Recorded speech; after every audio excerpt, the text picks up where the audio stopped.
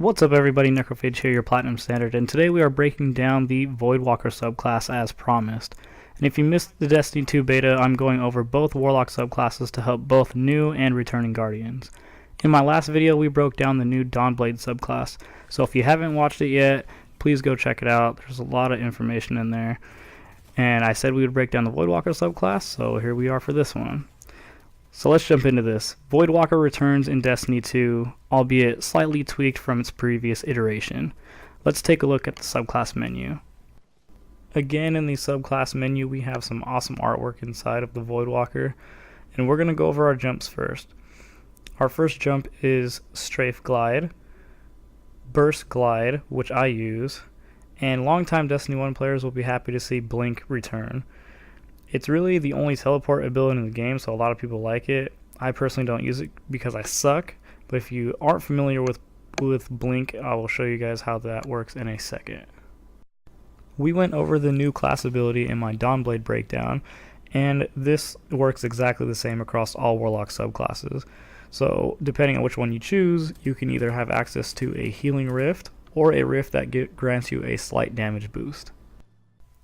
Voidwalker grenades will feel familiar to Destiny 1 players as they are returning exactly the same. First up we have our Vortex grenade. And before I put it off any longer, this is Blink in all its glory. This is what it looks like in Destiny 2. Very useful in the hands of a skilled user, which I am definitely not.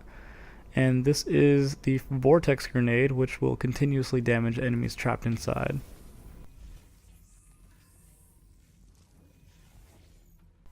We have the Axiom Bolt grenade once again. Throw it and small void orbs will splinter off, tracking and hitting a couple enemies near the initial blast.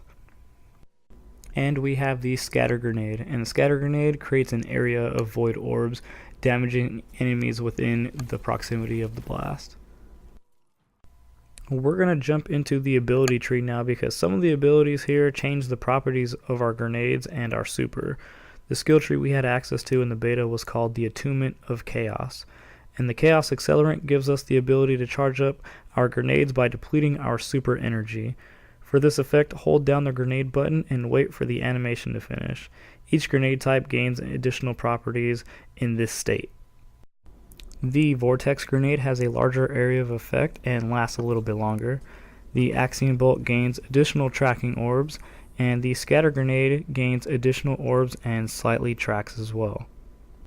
One small drawback of this ability that I found is once the animation is finished, the cooked grenade is now in its new state. Holding down the grenade will only result in further depletion of your super energy. Bloom returns in the ability tree, and Bloom still causes enemies to explode when killed by a void power. And we're going to jump around a little bit here because right now is a perfect opportunity to introduce the new Nova Bomb super because it and the Cataclysm ability in the tree go hand in hand. Cataclysm causes your super, the Nova Bomb, to travel slowly but track enemies, exploding into tracking seekers when it reaches the target, and firing at the Nova Bomb itself detonates it early. Personally, I'm not a huge fan of this Nova.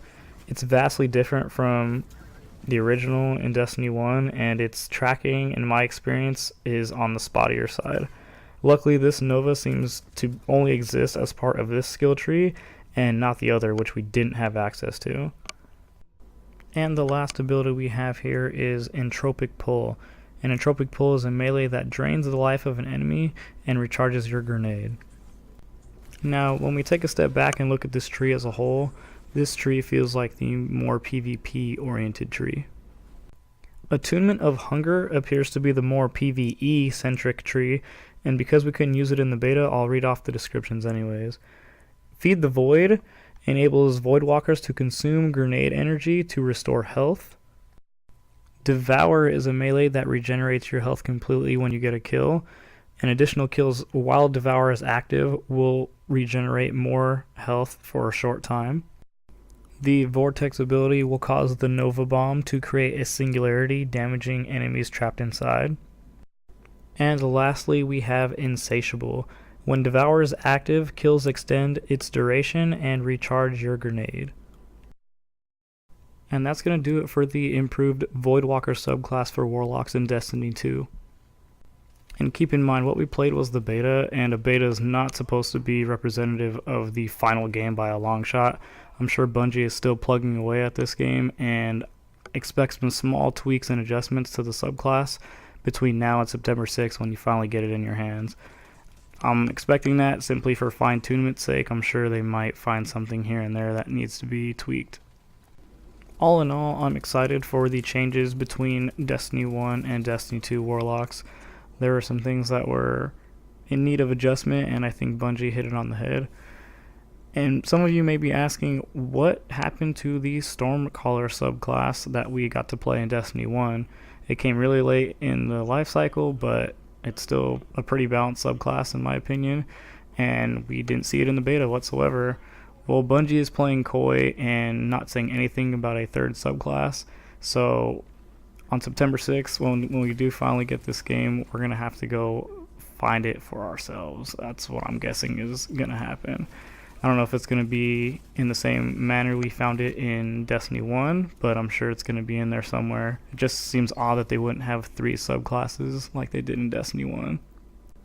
But anyways, guys, that's going to do it for me. If you have any questions about the Voidwalker subclass, please put them in the comments below, and I will hopefully answer them as soon as I get the opportunity to. Anyways, hopefully you guys enjoyed me breaking down each of the subclasses we had access to in the Destiny 2 beta. I know some of you guys couldn't play the beta, but there are some pretty unique changes coming to Warlocks in Destiny 2, and hopefully I was able to showcase them in the proper light in these videos. And if any new or interesting information comes out regarding Destiny 2 between now and launch, I'll be sure to make a video on that as well. Anyways, guys, thanks for watching, and I will see you next time.